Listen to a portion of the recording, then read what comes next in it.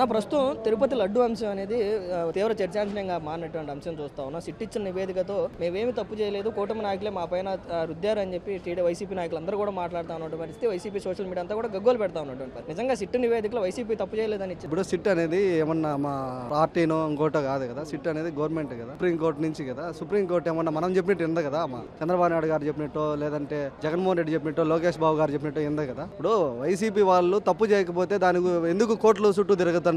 Sit చాలా clear గా చెప్తుందన్న. దాదాపుగా 60 లక్షల కల్తీ పదార్థాలతో నెయ్యి తయారు చేశారు, 20 కోట్ల వరకు కూడా తయారు చేశారని చెప్తా ఉంటే మేమేం తప్పు చేయలేదు, మా పైన రుద్దుతున్నారని చెప్పి ఎలా చెప్పగలుగుతాం? అవును, వాళ్ళు సత్యహరిచంద్రులు కదా, తప్పు అయితే చేయలేదు. తప్పు చేయిందే కోర్టుల చుట్టూ తిరుగుతున్నారు. ఆ రోజు ఉండే భూమన కరుణాకర్ రెడ్డి కానీ, వైవి సుబ్బారెడ్డి గారు కానీ కోర్టులకు పడగలు ఎట్లా ఎత్తినారు?